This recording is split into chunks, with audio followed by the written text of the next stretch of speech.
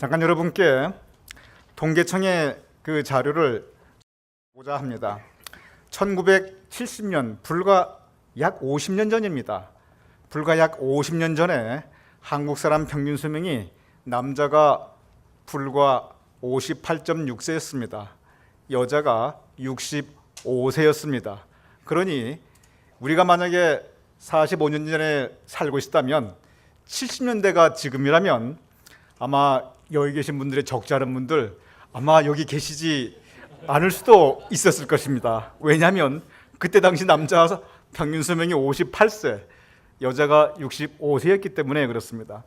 근데 지금은 불과 3년 전인 2013년 평균 수명이 남자가 78.5세, 여자가 85세인데 그런데 여러분 이 숫자는 평균입니다. 모든 걸 다 합친 겁니다. 그래서 이 숫자가 대부분의 사람들이 이 수명대로 산다, 그렇지 않습니다. 훨씬 더 삽니다. 왜냐하면 평균 수명은 그 모든 걸 다 합친 것이고 그보다 더 의미가 있는 수명은 기대 수명이라는 건데 기대 여명이라고 합니다. 즉 앞으로 얼마나 더 살 수 있는가 하는 그 숫자입니다. 이것은 지금 내가 몇 세인가 그걸로 계산합니다. 그래서 지금 2013년 통계로 말하면 지금 내가 70세면 남자는 앞으로 평균적으로 14년을 더 살 수 있고 여자는 평균적으로 19년을 더 살 수 있다고 합니다. 지금 내가 75세이면 평균적으로 남자는 11년을 더 살 수 있고 여자는 14년을 더 살 수 있다고 한답니다. 내가 지금 80세라면 평균적으로 남자는 앞으로 8년을 더 살 수 있고 여자는 앞으로 11년을 더 살 수 있다고 합니다. 이것이 기대 여명이라는 것인데 이걸 전체적으로 통틀어 보면 지금 현재 70세가 넘으신 분들은 대략 남자는 90에서 92세, 여자는 95세를 살 수 있는 그것이 평균 여명입니다. 이것은 통계이고 과학이기 때문에 거의 정확합니다. 그러니 요즘 100세 시대라고 하는 것이 틀린 말이 아닙니다. 여기 계신 분들의 대부분은 90을 넘으신다고 통계가 우리에게 말하고 있습니다. 인생이 길어졌습니다. 이렇게 길어졌습니다. 그런데 이 인생에는 단계가 있다고 성서에서 가르치고 있습니다. 오늘 성서 본문은 사도행전 2장 17절에 이렇게 기록되어 있습니다. 너희 자녀는 예언할 것이요 너희 젊은이는 환상을 보고 너희 늙은이들은 노인들은 꿈을 꾸리라. 이 말씀이 무엇을 의미하는가? 이 부분은 잠깐 차치하도록 하겠습니다. 그런데 이 말씀에 보면 인생을 3단계로 나누고 있습니다. 그것은 자녀, 즉 아동기, 그리고 젊은이, 즉 청장년기, 그리고 노년기로 3단계로 보고 있습니다. 이것을 좀 더 세분할 수도 있습니다. 아동기, 청소년기, 청년기, 장년기 이렇게 세분할 수도 있지만 성서는 구체적으로 크게 세 가지, 아동기, 그리고 청장년기, 그리고 노년기로 보고 있습니다. 수명이 길어진다고 하는 것은 이 가운데 어느 것이 길어지는가 분명합니다. 사람이 아무리 평균 수명이 길어져도 아동기는 정해져 있습니다. 그 아동기가 그 자라는 시간이 성경에서 보면 청소년기를 이 20세까지 보고 있습니다. 20세까지는 자라는 기간이라는 것입니다. 그래서 사람이 평균 수명이 58세였던 100세였던 관계없이 이 아동기 또는 청소년기는 20년에 불과합니다. 아무리 인생 세례가 길어져도 청장년기가 그다지 별로 차이가 나지 않습니다. 인생이 길어가면 뭐가 길어지냐면 노년기가 길어집니다. 10년이 길어지면 길어질 만큼, 20년이 길어진 만큼, 30년이 길어지는 만큼 그것은 노년의 삶이 길어지는 거지 아동기나 청년기가 길어지는 것은 아닙니다. 이렇게 노년기가 점점점 길어가고 있는데 이 기간을 어떻게 이해하고 어떻게 살 것인가 하나의 커다란 과제가 되고 있습니다. 특별히 이것은 사회적으로도 커다란 과제가 되고 있습니다. 여러분 가운데 노년기 나하고 무슨 상관이냐, 오늘 내가 괜히 앉아있다. 세월이 빠릅니다. 금방 다가옵니다. 그리고 비록 나는 아니라 할지라도 우리 주변에 그러한 삶이 있기 때문에 우리의 삶은 서로 연결되어 있어서 그에 대한 우리의 인식과 이해는 필요한 부분입니다. 오늘 본문 너희 늙은이들은 노년기는 꿈을 꾸리다. 자녀들은 예언할 것이요 어린아이들이 그리고 청소년기에 하나님의 말씀을 배우고 듣고 말하는 것, 예언, 하나님의 말씀을 함께 논하는 것은 중요한 일입니다. 젊은이들이 환상을 보고 비전을 가지고 미래를 개척하는 것은 참으로 소중한 일입니다. 그런데 노년기에 꿈을 꾼다? 이게 가능한 일이냐는 것입니다. 한번 우리의 현실을 보시기 바랍니다. 어디나 동서고금을 막론하고 노년기는 사실은 서러운 시대입니다. 왜 서러운가? 이유가 있습니다.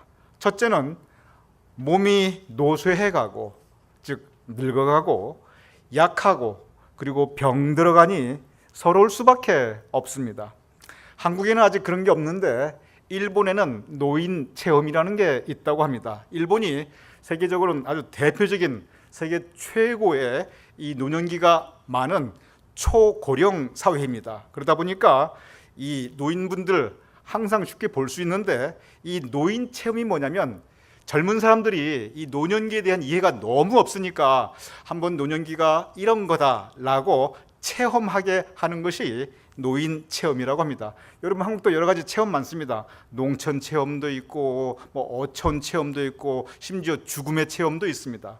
근데 이 노인 체험을 어떻게 하냐면 젊은 사람들이 이렇게 모아놓고 온몸에다가 쇠뭉치를 줄줄이 달아놓습니다. 그래가지고 몸이 아주 그냥 무겁게 쇠뭉치를 갖다가 막 감아놓고 그 다음에 이 모든 관절에 잘 구부러지지 않도록 아주 두꺼운 마분지를 댑니다. 특별히 무릎은 더 잘 구부러지지 않게 이 마분지를 낍니다. 그리고 뿌옇게 먼지가 껴서 잘 보이지 않는 안경을 끼워놓고, 그리고 귀는 솜으로 막아놓고 잘 안 들리게 해놓고, 그리고 마스크 씌우고 방독면 끼워서 호흡을 힘들게 합니다. 그 다음에 어떻게 하냐면 높은 계단을 빨리 올라가고 빨리 내려가게 합니다. 그러면 몸은 무겁지, 앞은 잘 안 보이지, 무릎은 구부러지지 없지, 숨은 차지, 그러다 넘어지지, 그리고 또 구르기도 하지. 그러면서 야, 이 노인분들의 삶이 이렇게 힘든 거구나, 계단 한번 오르고 내리는 게 쉽지 않구나, 걸어간다는 게 이게 대단한 거구나, 이 젊은이들로 하여금 이렇게 실제로 체험을 하게 한다는 겁니다. 그래서 야, 이 노년기가 얼마나 힘든 건지, 또 그 느낌이 마음은 원이라도의 육신이 따라주지 않는 그 느낌이 얼마나 서러운 건지 직접 체험하게 하는 것이, 그것이 노인 체험이라고 합니다. 우리가 비록 이렇게 실제 체험하지 않아도 사실은 이렇게 연세가 들어가면서 노년기에 가면서 몸이 노쇠해가고 병들어가니 서럽게 됩니다. 또한 서러운 또 다른 이유가 있습니다. 젊었을 때는 내가 항상 필요한 사람입니다. 가장으로서 가족을 부양해야 하고 어디 가든 내가 없어서는 안 될 존재입니다. 중심적인 존재입니다.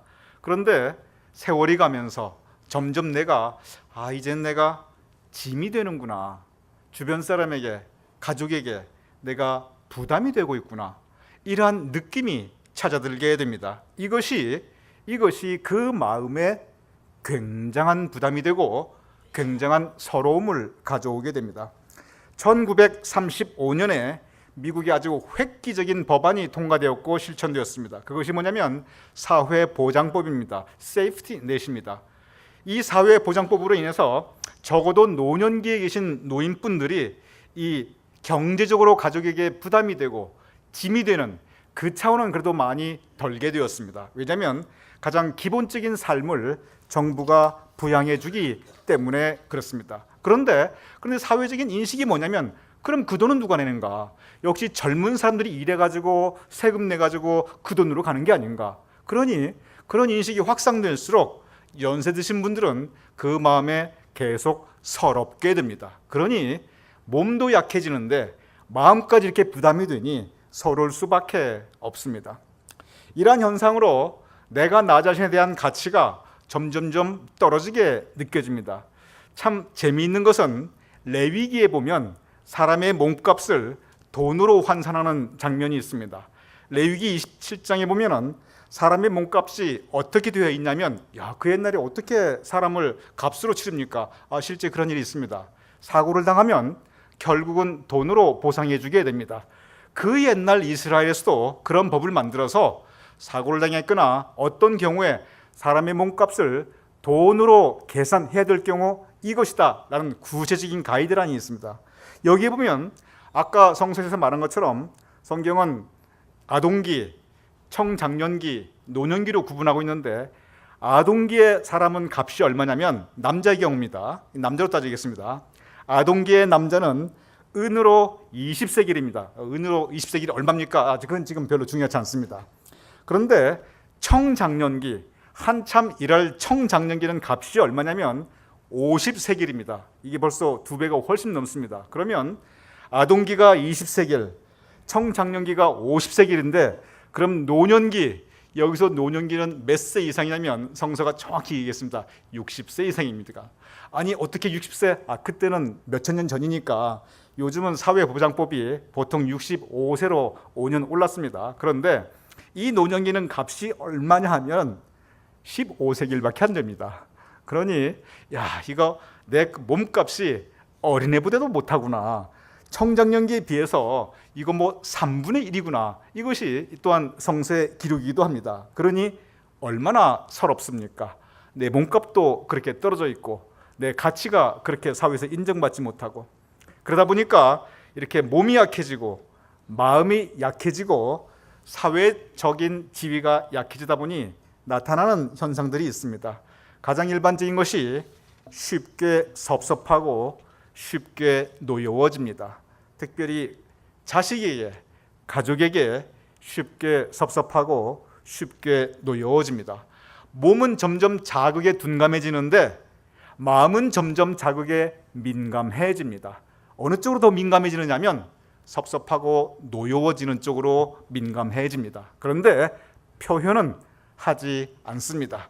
왜냐하면 나의 자존심이기도 하고 그것으로 더 이상 부담을 주고 싶지도 않고, 그러니 이 민감하게 다가오는 섭섭함과 노여움은 마음으로만 점점 쌓여가게 됩니다. 그러다 보니 우울증이 많은 경우 찾아오게 되고, 바로 이 노년의 우울증이 한국뿐만이 아니라 어디든지 고령화 사회에서는 심각한 문제로 대두되고 있습니다. 한국 같은 경우만 해도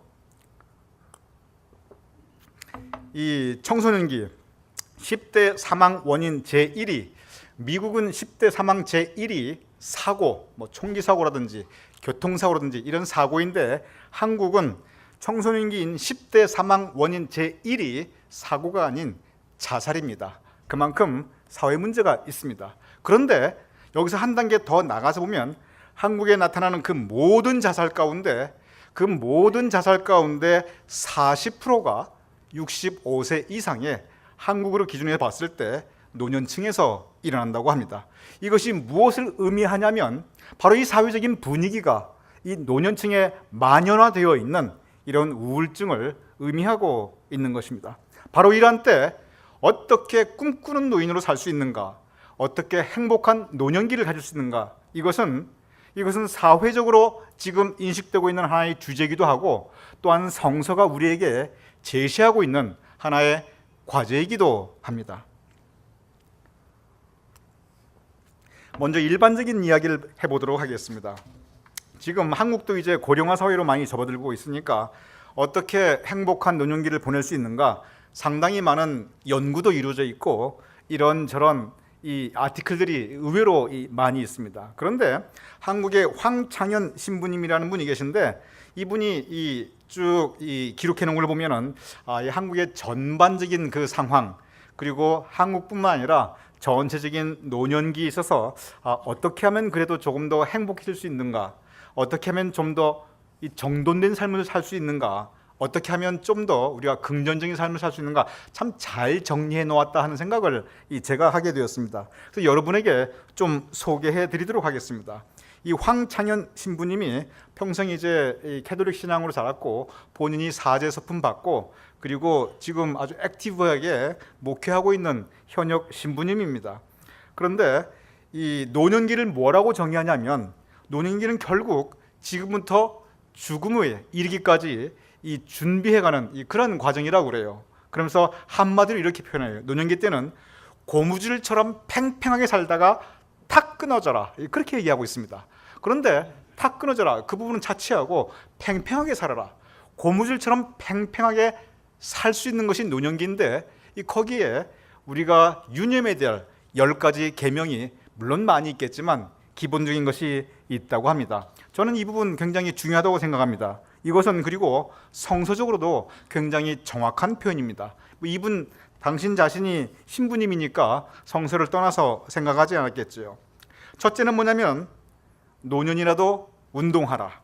그 운동 엿기 들고 이런 거 힘들다 할지라도 그냥 어디 하다못해 댄스클럽에 가서 같이 춤도 추고 수영장도 다니고 이것저것 힘들면 스트레칭이라도 하고, 하여간 할 수 있는 운동 얼마든지 있다고 합니다. 걷기라도 하고 하다못해 손목이라도 자꾸 움직이고 손가락이라도 움직이고 뭐라도 움직여라. 첫 번째는 운동해라. 두 번째는 노년이라 할지라도 찾아보면은 봉사할 일이 많이 있는데 움직일 수 있을 때 어쨌든 봉사하라. 사소한 일이라도 괜찮으니까. 이 말은 사실 상당히 중요한 부분입니다. 우리 교회도 많은 부분이 봉사자로 이 사역들이 이루어지고 있습니다. 우리가 가만히 우리 교회를 보면 크고 작은 봉사의 손길들 많이 필요하겠습니다. 더구이 이 사회는 더더욱 그렇습니다. 우리가 살아가는 이 세상에 크고 작은 우리가 기여할 수 있는, 봉사할 수 있는 부분은 얼마든지 있습니다. 세 번째는 뭐냐면 일을 놓지 마라.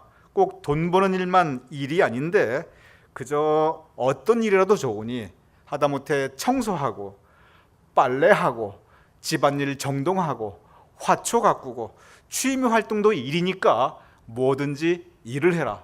참 공감이 가는 말입니다. 네 번째, 쉽지 않은 건데 공부해라 라고 이야기합니다.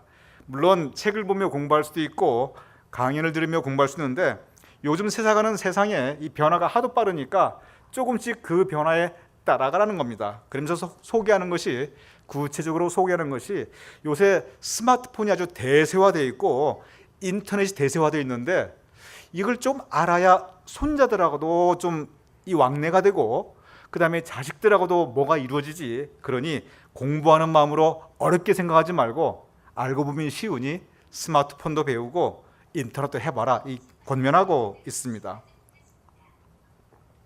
다섯 번째는 재미있는 표현인데 즐겨라 라고 표현하고 있습니다. 이 즐긴다는 것은 뭐냐면 어떤 일을 하든지 간에 내가 기쁨을 가지는 일을 하라는 것입니다. 그런데 가장 큰 기쁨을 가지는 그 일이 뭐냐면 관계라는 겁니다. 가족과의 관계, 그리고 신앙생활하면서 교우들과의 관계, 이 친구 관계, 이 좋은 관계는 커다란 기쁨을 주고 적어도 노년기에 가질 수 있는 기쁨의 굉장히 커다란, 어쩌면 가장 큰 가족 관계를 포함해서 이 부분이기 때문에 이 관계에 대한 얘기를 참 많이 하고 있습니다. 심지어 무슨 얘기까지 하면 이 노년에 대해서 혼자 되신 분들이 적지 않으신데 이 혼자 되신 분들이 이 이성교제하는 거 그거 굉장히 좋은 일이다 그러면서 이순재 씨가 나왔던 드라마 하나를 소개하고 있더라고요. 거기 보면 저는 그 드라마를 보지 않았기 때문에 뭔지는 모릅니다. 근데 이순재 씨가 주인이 돼가지고 혼자 사별하고 혼자 됐어요. 근데 이분한테 여자친구가 생겼어요. 그래가지고 이 노인 이순재 씨가 거기서 열심히 연애 감정을 느끼고 연애하고 데이트를 하는데 근데 아들이 그걸 인정을 안 하는 거예요. 아니 아버지 주책도 그런 주책이 있습니까? 그러면서 아들이 인정도 안 해주고 반대를 하는 거예요. 그러니 이 황창현 신부님 뭐라고 하는 한마디 딱 하는데 그런 나쁜 놈 하고 딱 한마디 하더라고요. 그 아들 아주 나쁜 놈이라고. 아니 그 나이에 나가서 뭘 딴 걸 하겠느냐, 애를 베가지고 들어오겠느냐, 아니 그렇게까지 해가지고 그 마음에 즐거움을 가지겠는데 그 나이에 그래도 꺼져가는 마음에 연애 감정 느끼겠다는데 그걸 자식이 데이트 비용은 대주지를 못할 망정 마거 그놈 나쁜 놈 막 그러더라고요.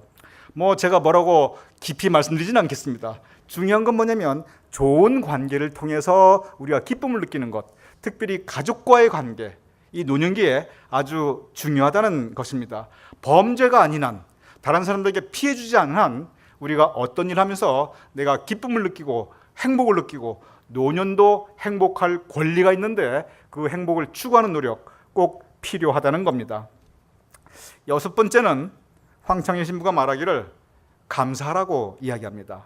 왜 감사가 중요하냐면 연세가 들어갈수록 몸은 둔감해지는데 아까도 말씀드렸지만 마음은 예민해지는데 이 마음이 섭섭한 쪽으로 예민해지고 그리고 노여워지는 쪽으로 점점 예민해지기 때문에 이런 감정에 충실하면 충실할수록 더 불행해진다는 것입니다. 그러니 오히려 감사하라. 감사하는 쪽으로 마음을 열고 어떻게든 감사한 눈으로 세상을 바라보고 어떻게든 감사한 마음으로 가족을 대하고 자식을 대하면 그러면 행복해질 수 있다는 겁니다. 쉽지 않은데 노력해서라도 억지로라도 바로 감사하고 그 감사의 감정이 내 마음에 차게 해야 그래야 내가 행복해질 수 있다고 합니다. 일곱 번째는 웃어라 라고 이야기하고 있습니다. 저는 이 부분도 굉장히 중요하다고 생각합니다. 왜냐하면 감사함은 우리 내면 세계의 이 상태이고 웃어라 이 부분은 내면 세계가 바깥으로 표현되는 부분입니다. 여러분 젊은 모델이 워킹하는 거 한번 보십시오. 모델들은 아주 근엄한 표정으로 엄숙한 표정으로 약간 인상 쓰면서 걸어가는데 젊은 모델은 인상을 써도 멋있어요. 서씨 효빈이라는 말이 있습니다. 중국의 미인 서씨라는 사람이 있는데 이 사람이 지병이 있어가지고 늘 얼굴을 찡그려요. 그런데 젊은 미인이 얼굴을 찡그리니까 그 찡그리는 것도 그렇게 매력적이고 예쁘게 느껴졌다고 합니다. 그래서 그 당시에 젊은 여자들이 그냥 얼굴을 찡그리는 걸 흉내냈다고 해서 서시 효빈이라고 합니다. 젊은 사람들은 인상 써도 예쁘고 찡그려도 예쁜데 그런데 노인은 웃어야 한답니다. 그러면서 이 황창현 신부가 하는 말이 노인은 그 얼굴이 안 웃으면은 무섭게 느껴진대요. 그래서 웃어야 된대요. 저는 여기서 한 단계 더 나가서 말씀하고 싶습니다. 이것은 제 얘기인데 이 노인분들은 웃을 뿐만 아니라 더군다나 꾸며야 합니다. 꾸미는데 돈을 좀 들여도 됩니다. 돈이 좀 들여도 꾸밀 필요가 있는 게 뭐냐면 많은 분들이 이 나이에 그렇지 않습니다. 이 나이이기 때문에 더 꾸며야 합니다. 젊었을 때야 젊은 이 10대나 20대 아가씨나 이 소녀들이 샤워하고 맨 얼굴에 그냥 티셔츠 하나만 착 걸치고 반바지만 입고 나와도 그렇게 신선하고 그렇게 예쁩니다. 왜냐하면 젊음 그 자체가 예쁘고 신선하기 때문에 그렇습니다. 근데 70 넘으신 분께서 샤워하고 맨 얼굴에 반바지에 티셔츠만 착 걸치고 나오시면 그 누구도 예뻐 보이지 않습니다. 꾸며야 합니다. 돈을 들여야 합니다. 왜냐하면 그 연세에 맞는 그 미의 필요 조건이 있기 때문에 그렇습니다. 그러니 웃어야 하고 꾸며야 하고 그것이 본인의 자기 관리도 되고 주변도 훨씬 더 환하게 해준다고 합니다. 여덟 번째 굉장히 중요한 부분입니다. 여덟 번째는 자기 자신에게 친절하라고 합니다. 저는 다른 부분들을 쭉 보면서 첫 번째 운동해라, 두 번째 봉사해라, 세 번째 일을 놓지 말라, 네 번째 공부해라, 다섯 번째 즐겨라, 여섯 번째 감사하라, 일곱 번째 웃어라, 그리고 꾸며라. 여기까지는 그냥 제가 다 알던 내용들이었어요. 전혀 새로운 게 없었어요. 근데 여덟 번째는 뭐냐면 자기 자신에게 친절하라. 이게 무슨 뜻이냐면 노년이 들수록 남을 괴롭히는 게 아니라 자기 자신을 괴롭히는 사람들이 점점 많아진대요. 그게 무슨 뜻이냐면 내가 그때 왜 그렇게 살았나, 내가 이것도 못했지, 내가 이것도 이루지 못했지, 자꾸 자기 잘못한 것이 생각나고 자꾸 후회되는 일들이 생각나고 내가 왜 이렇게 초라하지, 난 지금 뭣도 없고 가지지 못한 것만 자꾸 생각하고 그래서 자기 자신을 자꾸 달달달 볶아서 가뜩이나 힘든데 더 힘들게 만든다는 거예요. 자기 자신에게 친절하고 자기 자신에게 관대할 필요가 있다고 합니다. 자기 자신을 사랑해야 한다고 합니다. 내가 나를 사랑하지 않으면 누가 나를 사랑하겠습니까? 내가 나에게 관대하고 내가 나를 포용하지 않으면 누가 나를 포용하고 용납하겠습니까? 근데 특별히 한국인 정서에서 나 자신이 엄격하다 보니까 다른 사람에게 관대한 건 좋은데 다른 사람에게 관대하고 용납하는 만큼 나도 관대하고 나에게도 용납해야 되는데 다른 사람에게는 관대하면서 나 자신에게는 엄격하고 혹독하고 잔인하게 내가 나를 대하는 경우가 노년기에 적지 않다고 합니다. 저도 그렇게 느낍니다. 특별히 내 삶에 있어서 후회할 것이 많고 실패한 것이 많고 깨진 것들이 많다고 생각하는 분들일수록 내가 내 자신에 대해서 더 가혹하다고 합니다. 내가 나를 친절하게 대하고 관대하게 대하고 포용하고 용납하고 내가 나를 감싸 안아야 됩니다. 내가 나를 감싸 안아야 그래야 내 삶이 따뜻해집니다. 어차피 시간이 지날수록 나이가 들어갈수록 나를 감싸주는 사람이 점점 줄어드는데, 왜냐하면 친구들이 점점 세상 떠나고 가까운 사람들 점점 세상 떠나고 나중에 배우자까지 세상 떠나서 자식들은 멀리 있고 나중에 결국 나 혼자밖에 안 남았는데 내가 나를 감싸 안고 사랑하지 않으면 더 외로워지고 더 추워진다는 것입니다. 자기 자신에게 친절하고 관대하라. 자기 자신 못살게 굴지 말라. 저는 이거 굉장히 중요합니다. 후회감 많이 있지요. 후회감 없는 사람이 어디에 있겠습니까? 그런데 지나간 인생이 중요한 게 아니라 앞으로 살아야 될 인생이 중요한데, 일주일이 더 남았다 할지라도 그것도 미래인데, 그렇다고 한다면 미래를 살아가는 삶의 자세가 언제까지 후회하고 아파하고 괴로워하고 그렇게 살 수 있겠습니까? 그 삶에 어디에 기쁨이 있고 감사가 있겠습니까? 오히려 감사하고 즐기고 그리고 함께 그 웃으면서 이 삶의 작은 즐거움을 추구하는 것이 훨씬 더 건강하다고 합니다. 9번째는 신앙생활을 해야 한다고 하는데, 이것은 꼭 이분이 신부님이었기 때문에 이렇게 말하는 것이 아니고, 사실 이것은 신앙생활을 해야만이 우리가 행복해질 수 있습니다. 여러분이 잘 아는 아인슈타인이 있습니다. 아인슈타인은 과학자인데 우리가 과학자로서의 아인슈타인만 알고 있지, 사실은 우리가 신앙인으로서의 아인슈타인을 별로 잘 알고 있지 못합니다. 아인슈타인은 젊었을 때 믿음을 배척했던 사람이었습니다. 과학자였으니까 세상에 하나님이 어디 있으며, 그러면서 그는 오히려 공산주의 이론에 심취했고 또 공산주의자의 활동까지도 실제적으로 했던 사람이었습니다. 그런데 아인슈타인이 나이가 들어서 무슨 얘기를 하냐면 스스로 이렇게 고백합니다. 내가 젊었을 때는 하나님 반대하였고 하나님을 떠나 살았는데, 그런데 교회를 경멸하고 무시하며 살았던 것이 나의 젊은 시절인데, 그런데 내 조국이 어려워졌을 때, 내 동족이 핍박받았을 때, 그때 교회가, 신앙이 우리의 유일한 소망이었던 것을 깨달았다. 그 고백을 합니다. 왜냐하면 아인슈타인이 원래 독일 국적자였습니다. 그런데 2차 대전이 일어나고 그리고 히틀러가 득세하고 그 홀로코스트, 유대인들이 잡히고 학살당하고 그러한 모든 것들을 보면서 그는 그 삶에서의 희망은 결국 과학이 아니라 결국 믿음이다, 결국 신앙이다, 그것을 깨닫게 됩니다. 그러면서 이렇게 고백하고 있습니다. 그러나 내 조국이 어려워졌을 때 교회는 우리 유대민족의 유일한 희망이었고 소망이었고 안식처였다. 내가 나이 들어보니 이 인생 석양역에 교회 이외에 내 영혼의 위로와 기쁨을 찾을 곳을 나는 어디에도 찾지 못했다. 그러면서 이렇게 결론 짓습니다. 나는 이제 이 노년기에 이제 비로소 그리스도와 교회로 돌아온다. 그리고 그 이후 아주 독실하게 살았습니다. 그렇습니다. 신앙생활이 왜 필요하냐면, 특별히 노년기에 결국은 우리의 삶은 또 다른 삶을 준비해야 되는데, 노년기 때는 특별히 이제 우리에게 주시는 하나님의 또 다른 삶을 우리가 준비해야만 합니다. 맨 마지막 10번째는 기도해야 한다고 가르치고 있습니다. 자식을 위해서 기도하고 국가를 위해서 기도하고 그리고 나의 믿음을 위해서 기도할 것을 가르치고 있습니다. 저는 이러한 구체적인 말씀에, 이 황창현 신부의 가르침에 공감하고 동감합니다. 이것은 사회적으로 그럴 뿐만 아니라 신앙적으로 정확한 표현입니다. 그래서 또 다른 생각이 제가 드는 것은, 지미 카터 여러분 잘 아실 것입니다. 이 지미 카터가 1924년생입니다. 올해 92세입니다. 그러니 참 연세가 많아도 보통 많은 것이 아닙니다. 근데 이분이 1998년 지미 카터의 나이 74세였습니다. 이분이 책을 한 권을 썼습니다.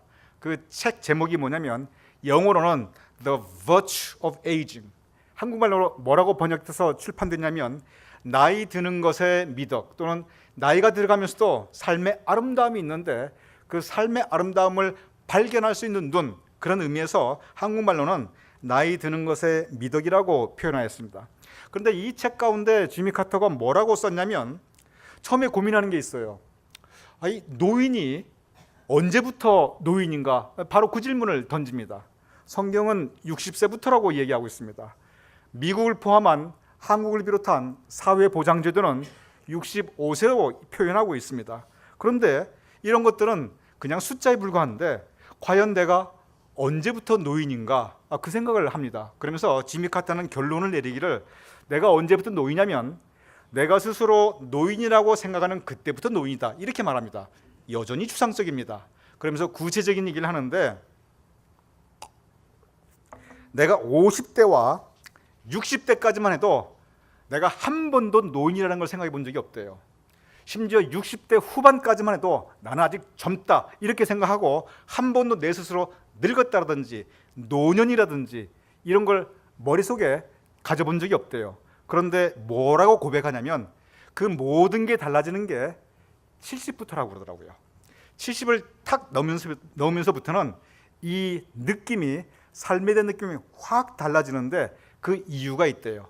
70이 넘어서부터는 이 건강이 60대와는 확 달라지는 건데, 자기가 겪어보니까 사람이 늙는다는 것이 서서히 늙어가는 게 아니라 쭉 젊다가 어느 순간에 갑자기 탁 늙어지더라는 거예요. 그게 70이더라는 거예요. 그 이유가 이 몸의 변화, 이 몸의 변화가 이 전과 같이 내가 그 건강한 몸을 유지할 수가 없고 점점점 머리가 빠지고 이가 빠지고 건강이 나빠지는데, 이 몸의 변화 앞에서는 내가 이 정신적으로 이길 수 있는 그러한 한계가 아니더라는 거예요. 그러면서 이제 내가 피할 수 없는 노인이 되었구나, 70이 넘으면서. 그러면서 고민한 게 뭐냐면, 그러면 어떻게 할 것인가, 그 고민을 합니다. 그러면서 카터가 거기서 쓰는 그 말이 뭐냐면, 아까 제가 인용하였던 노인도 행복해질 권리가 있는데, 그럼 노인이 가질 수 있는 행복이 뭐냐는 겁니다. 20대가 가질 수 있는 행복과 70대가 가질 수 있는 행복이 다르다는 거예요. 50대가 가질 수 있는, 그리고 추구할 수 있는 행복과 70대 노인이 가질 수 있는 추구할 수 있는 행복이 다르다는 겁니다. 그러면서 하는 얘기가, 내가 평생 신앙인으로서, 그리고 지금 주일학교 교사로 사고 있는데 내 모든 인생과 신앙을 돌아볼 때 결국 두 가지다. 두 가지에 충실해야 된다. 그 두 가지를 이야기합니다. 그 첫 번째는 뭐냐면, 나이가 들어가면서 내가 특별한 은혜를 받았구나, 이 특별한 은혜에 대한 고백이랍니다. 그리고 두 번째는, 내가 이제는 경제력도 아니고 사회적인 지위도 아니고 내 품성, 이 존경할 만한 품성을 갖추어서 나의 품성으로서, 나의 인격으로서, 나의 삶의 모습으로서 주변에 감화를 주고 도움을 주어야지, 그 생각을 합니다. 저는 지미 카터의 이 표현에 공감하고 있습니다. 오늘 사도 바울 이렇게 기록하고 있습니다. 디모데 후서 4장 6절에 전제와 같이 내가 벌써 부어지고 나의 떠날 시각이 가까웠더라. 전제는 뭐냐면 제단에 포도주나 또는 기름으로 이렇게 붓는 그러한 제물을 의미하고 있습니다. 즉 잔에 나의 인생이 들어있는데 이 인생이 이제 다 제단에 부어졌구나, 내 인생이 끝났구나, 그 이야기입니다. 그러면서 6절, 나의 떠날 시각이 가까웠도다. 자신의 삶이 이제 다 얼마 안 남았구나 느낍니다.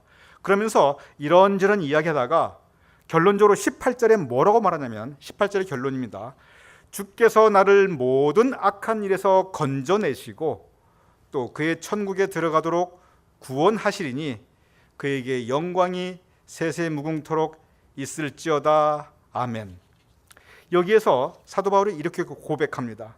내 삶을 돌아보니 내가 그동안 참 많은 악한 일을 겪었다, 험한 일을 겪었다. 대부분의 사람들은 내 삶을 돌아보면서 내가 험한 일, 악한 일을 겪었을 때, 내가 너무 고생했구나, 내가 참 힘들었구나, 한탄해하고 아파하는 것이, 그 상처를 받는 것이 많은 사람들의 삶이라는 것입니다.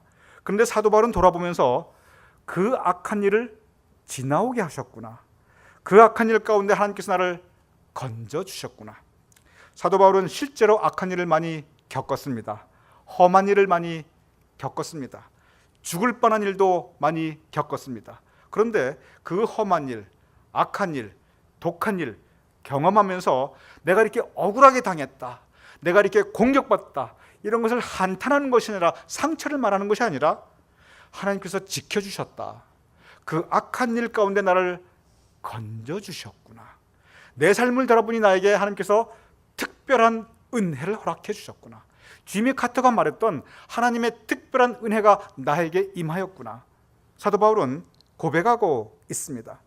지난 삶을 돌아보니 하나님께서 그 악한 일에서 나를 건져내 주셨고, 그리고 나의 앞길을 내다보니 그의 천국에 들어가도록 나를 구원해 주셨구나, 감사하다는 것입니다.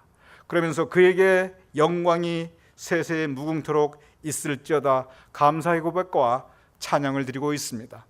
바로 이러한 사도 바울의 고백, 특별한 은혜의 고백입니다. 우리 삶을 돌아보시기 바랍니다. 얼마나 악한 일 많이 겪었습니까? 얼마나 독한 일 많이 겪었습니까? 저는 노년기도 아닌 것 같은데 저도 악한 일, 독한 일 많이 겪은 것 같아요. 그런데 그러한 가운데 지켜주셨고, 그러한 가운데 동행해 주셨고, 지금까지 하나님께서 나와 함께 계시다는 것, 주께서 나를 모든 악한 일에 건져내시고 감사하다는 것입니다. 여러분, 본질적으로 노년기를 경험할 수 있다는 그 자체가 특별한 은혜입니다. 세상에 태어나는 사람들이 모두 노년기를 경험하지 않습니다. 거기까지 갈 수 있다는 그 자체가 하나님께서 여기까지 나를 살려주셨구나, 감사한 일입니다. 살아있음이 감사할 일입니다. 살아있음도 감사한데 이후에 나의 삶에 천국을 예비해 주셔서 나를 들어가도록 하셨구나. 이 눈으로 본다면 사도 바울의 이 눈, 지미 카트가 말했던 나에게 특별한 은혜를 하나님께서 허락해 주셨구나, 이 눈으로 세상을 본다면 감사하지 않을 게 아무것도 없습니다. 섭섭할 게 아닙니다. 노여울 게 아닙니다. 감사할 일입니다. 오늘 본문, 하나님께서 나를 지켜주셨고, 그 악한 일에서, 그 험한 일에서, 그 독한 일에서, 그런데 나를 보여주셨고 나에게 천국을 예비해 주셨구나, 그러니 영광 돌릴지어다, 참 감사한 일입니다. 오늘 성경 본문 사도행전 2장은 너희 늙은이들은 꿈을 꿀 것이라. 여기서 꿈은 삶의 아름다움을 의미하고 있습니다. 지난 내 삶을 돌아보니 하나님께서 꿈 같은 삶을 나에게 허락해 주셨고, 나의 앞날을 내다보니 하나님께서 꿈 같은 천국을 나에게 예배해 주셨구나. 또한 우리 삶 가운데 하나님께서 허락하신 이런 풍성한 은혜를 감사하면서, 그리고 지미 카터가 말하였던 바로 그 인격적인 품성, 우리의 특별한 은혜를 체험하고, 그리고 존경받을 만한 품성으로 우리 후손들에게, 우리 이웃들에게, 우리 주변에 하나님의 사랑을 전할 수 있는 것, 또한 노년기에 허락하신 하나님의 커다란 축복입니다. 성서를 볼 때 노년기는 축복된 시간입니다. 지미 카토는 그 책 전체에서 이렇게 말하고 있습니다. 내가 내 삶을 돌아볼 때 지금처럼 행복한 때가 없다. 비록 내 육신은 이렇게 약해지고 있는데, 내가 지금 도대체 뭐 하려고 그러는데 할 수 있는 게 별로 없는데, 그러나 지금 나는 누리기만 하면 된다는 거예요. 내가 지금 이제 더 이상 일할 필요도 없고, 일할 수도 없고, 더 이상 살 수 있는 날 많지도 않은데, 지금부터 내가 할 일은 나에게 주어진 것 감사하고. 왜 많은 사람들이 자꾸 내가 이것도 없다, 저것 없다, 없는 것 불평하느냐? 그럴 필요 없다는 거예요. 나에게 있는 것 가지고 감사하자. 그러면서 하는 말이 있습니다. 나에게 있는 것 가장 소중한 게 있지 않느냐? 가족을 주셨지 않느냐? 지금 이 노년기에 가족에게 대해서 더 감사하고 그 안에서 행복을 누리자. 여러분 가운데 배우자가 있고 남편이 있고 아내가 있고, 그리고 자식이 있다면 그 자식 가운데, 그 배우자 가운데, 그 가족 가운데 가장 큰 기쁨과 행복을 누리자. 지미 카터는 그렇게 가르치고 있습니다. 저는 그 말에 공감합니다. 우리가 하나님께 감사하고 가족에게 감사하고 하나님과의 관계를 이어나가고 우리 주변의 이웃과의 관계를 이어나가면 그 안에서 하나님께서 우리에게 더욱 특별한 은혜를 허락하여 주실 것입니다. 오늘 디모데후서 4장 18절, 주께서 나를 이 모든 악한 일에서 건져내시고 또 그의 천국에 들어가도록 구원하시리니 그에게 영광이 세세무궁토록 있을지어다. 사도 바울은 이 마음으로 감사함으로 그의 모든 삶을 살아가고 있습니다. 이 감사의 고백이 우리 모두의 고백이 될 수 있기를 주님의 이름으로 축원합니다.